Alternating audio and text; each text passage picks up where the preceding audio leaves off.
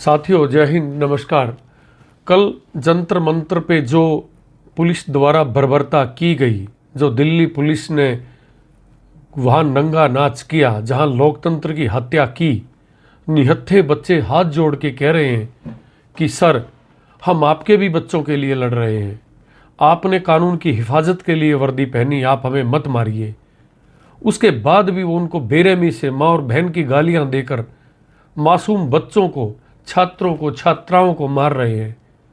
और उनसे भी जो शर्मनाक बात है वो ये कि कुछ तथाकथित देशभक्त दिल्ली पुलिस को परमवीर चक्र देने में लगे हुए हैं कि बहुत अच्छा किया, इनके साथ ऐसा ही करना चाहिए। कोई उनको पाकिस्तान से जोड़ रहा है। आज गुरु घर सामने आ गए मदद के लिए, तो कल हो सकता है कोई खालिस्तान के साथ भी उनको जोड़ने की कोशिश करे। याद रखिए, हिमाचल में भी एक बुजुर्ग ने यही कहा था, जब फिलिस्तीन की और अमेरिका की लड़ाई थी, इजराइल की, तो उसमें भी उन्होंने ये कहा था कि इनका, जब वहाँ बच्चे मारे गए, कि इनके लिए यही होना चाहिए। जब खुद का बेटा मरा तो फूट के रोए वो बुजुर्ग कि मेरा एक ही बच्चा था और कम से कम मैं क्रियाक्रम कर लूँगा, उसकी लाश तो मेरे घर पहुँचा दो। वो सरकार से गुहार लगा रहा है, साहब, जिसके कलेजे पे लगती है दर्द उसी को होता है। लेकिन अगर आपको नहीं लगी तो आप कृपया इस प्रकार की बेहुदा और घटिया बात मत करिए। 15-15 साल की मासूम बच्ची, उनको किस प्रकार निहत्थे बच्चों को करंट लगाया गया, वाटर कैनन छोड़ी गई, आंसू गैस के गोले, लाठी, डंडे, उनकी हड्डियां और उनके सर फोड़े गए।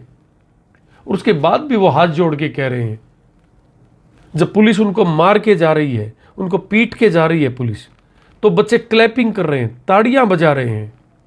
और जालिम उन पुलिस अधिकारियों का दिल नहीं पसीजा।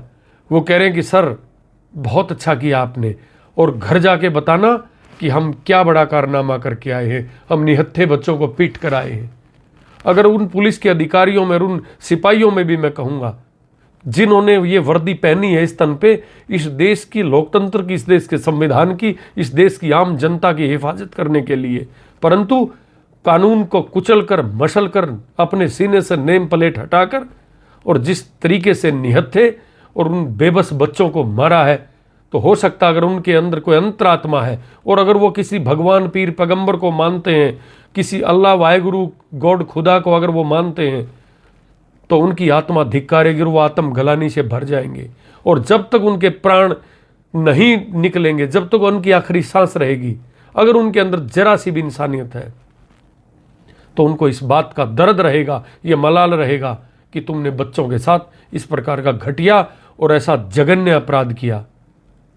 तुमने अंग्रेज अधिकारियों की जलालत की और मुगल आक्रांताओं की जलालत की कहानी को दिल्ली के जंतर मंतर पे दोहरा दिया। और हम देख रहे हैं एक कॉन्ट्रैक्ट के गुंडे, जिसमें एक हनी डागर नाम का लड़का भी बताया गया है, वो कहते हैं कि दिल्ली पुलिस का अधिकारी है। मैं मानता हूं कि थू है तेरे जाट होने पर, जाट ऐसे होते हैं। मेरी कौम का मैं इसलिए कह रहा हूं, वो सभी जातियों के होंगे उसमें, जिन्होंने वर्दी पहनी थी, जिन्होंने मुंह ढके थे। किस तरीके से वो सिविल वर्दी में, सिविल ड्रेस में किस प्रकार बच्चों को, बच्चियों को मार रहा है। क्या बहादुरी दिखाना चाहता है तू? अगर कोई बच्चे का दिमाग घूम जाता क्योंकि तुमने दाढ़ी रखाई हुई, तेरे पुलिस वाला को तेरा लिबास नहीं था, अगर कोई बच्चा तेरी गर्दन पकड़ के तुझे वहां उठा के पटक देता रोड के ऊपर, तो तेरे को पता लगता। लेकिन फिर कहते कि ये पाकिस्तान का एंगल है, इन्होंने पुलिस पे हाथ उठाया है। वो पुलिस की ड्रेस में था। शर्म आनी चाहिए हमारे दिल्ली प्रशासन को, और रेखा गुप्ता को, और दिल्ली की पुलिस को। और एक मोहतरमा 2014 के बाद आज़ादी देने वाली सुश्री कंगना राणावत जी, दुर्भाग्य है हमारे देश का कि इस प्रकार के वाहियात लोग इस देश में, संसद में पहुंच गए। वो कह रही कि हम तो डर ही गए थे, वो पथराव था। थैंक यू दिल्ली पुलिस, आपने हमें बचा रहे। तेरे को कौन मार रहा है भाई? कोई देख ले तो मेरे को घूरता। तेरे से बड़ी चरित्रवान नहीं, तेरे से बड़ी महान औरत शायद इस देश में नहीं, महारानी लक्ष्मी के बाद शायद तेरा ही नंबर आता होगा।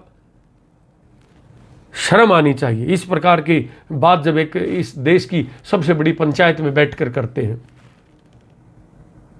सोशल मीडिया पे गद्दार बता रहे हैं कुछ लोग, उन लोगों को शर्म आनी चाहिए। हमारे बच्चों को, जिन्होंने हमारे देश का भविष्य बनना है, जो दिल्ली पुलिस की इस बर्बरतापूर्वक कार्रवाई को सही ठहरा रहे हैं, शर्म आनी चाहिए। आज तुम्हारा इतनी औकात नहीं है जो पुलिस के कर्मचारी और अधिकारी हैं, तुम अपने बच्चों को विदेश में पढ़ा सको। विदेश में तो जिनके पढ़ते उन्हीं के पढ़ेंगे। तुम्हारे बच्चे जाएंगे तो पेट्रोल पंप पे तेल डालेंगे, वहां अमेरिका में जाके डोंकी मार के जाएंगे, और फिर तुम्हारा चाचा ट्रंप लात मार के उनको हथकड़ी और बेड़ी में जकड़ के दोबारा भारत में भेजेगा। कल तुम्हारा नंबर भी है, तुम भी देखोगे। अरे कुछ गज दूर संसद है हमारी, वहां पे भाड़े के कॉन्ट्रैक्ट के गुंडे बुलाए गए हैं, वो बच्चों को मार रहे हैं, और हमारे देश की संसद मौन है, हमारे देश की सरकार मौन है। खबरें आती हैं कि मंत्री को निकाल दिया गया, उनको निकाल। कौन हमला कर रहा था? जो एक अदने से सिपाही के सामने भी हाथ जोड़ के जो बच्चे खड़े हैं कि सर मारिए, और वो बेहुदा लोग मां और बहन की गालियां देकर उन हमारे बेटे और बेटियों को मार रहे हैं। बहुत पीड़ा और हृदय विदारक मंजर था, और कोई नहीं बोलता। अरे देश के भविष्य को तुम पैरों के नीचे जब कुचल रहे हो, तुम्हारे से बड़ा गद्दार नहीं कोई हो सकता। कोई निहत्थे बच्चों को ऐसे मारता है क्या? मांग क्या रहे हैं वो?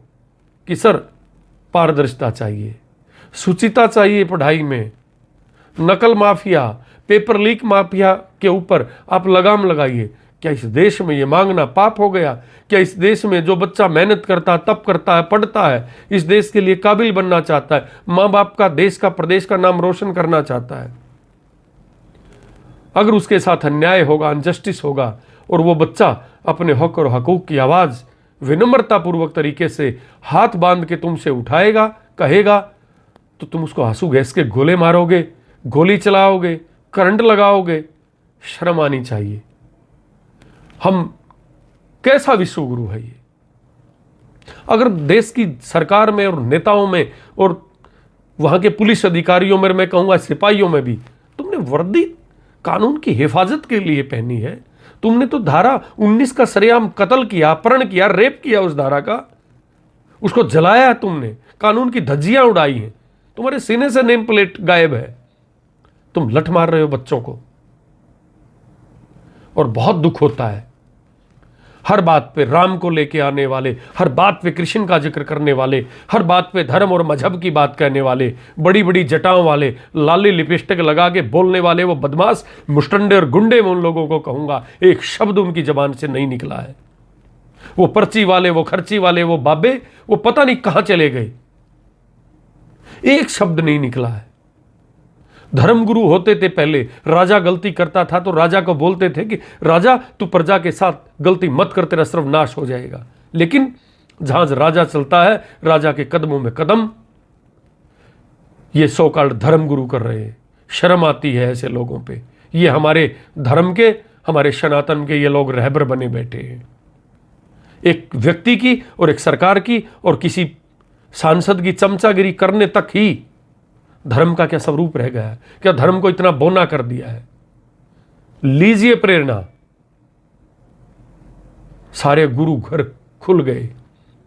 रात के 2-2, 2:30, 3-3 बजे को बच्चा कर्नाटक से आया है, कोई कहीं से आया है, रहने के लिए, खाने के लिए, भोजन के लिए, पानी के लिए गुरु घर व्यवस्थाएं कर रहे हैं। ये भी हमारे देश का है, ये भी मजहब है, ये लोग भी इंसान हैं। फिर तुम्हें हम, कोई बनता है मैं जगत गुरु हूं, कोई कहता है मैं पूरे ब्रह्मांड का गुरु हूं, कोई कहता मुझे होम मिनिस्टर बना दो, कोई अयोध्या में बैठ के कुछ कहता है मेरे अंदर हिंदुत्व का खून उबाल मार रहा है। तुम्हारे अंदर देश के बच्चों को, उनको रौंदने का, रोल टैक्ट के निर्माता हो तुम लोग। शर्म आनी चाहिए। भगवा के भेष में भेड़िए छुपे बैठे हो तुम लोग। इतना बड़ा जघन्य अपराध के ऊपर तुम्हारे मुंह से एक शब्द नहीं निकलता। शर्म आती है ऐसे धर्मगुरुओं पर भी हमें। और सरकार को सचेत होना चाहिए और समझना चाहिए, ये आहट है, ये खतरे की, ये पैगाम है। एक जब एक बच्चा निहत्था 16-17 साल का बच्चा पुलिस डंडे मार रही है, हाथ जोड़ के बोल रहा कि सर हाँ मारिए आप, कानून को अपने हाथ में नहीं। वो गांधी जी को हमने नहीं देखा, लेकिन कल जंतर मंतर पे हमने गांधियों को देखा। हमसे आदि से भी बहुत ज़्यादा छोटी उम्र के बच्चे, हमारे बच्चों की उम्र के बच्चे, वो हाथ जोड़ के कह रहे हैं कि साहब मारिए। शायद गांधी भी ऐसे ही होंगे। तुमने गांधी को, तुमने भगत सिंह की कुर्बानी को, तुमने चंद्रशेखर आजाद की कुर्बानी को, तुमने महारानी लक्ष्मीबाई की परिपाटी को तुम लोगों ने बर्बाद कर दिया। प्लीज इस देश के भविष्य, इस देश के होनहार युवाओं के लिए आप ऐसा उनके लिए ऐसा क्रूर, उनके साथ, उनके भविष्य के साथ ऐसा क्रूर मजाक मत करिए कि हर बार पेपर लीक, हर बार पेपर लीक।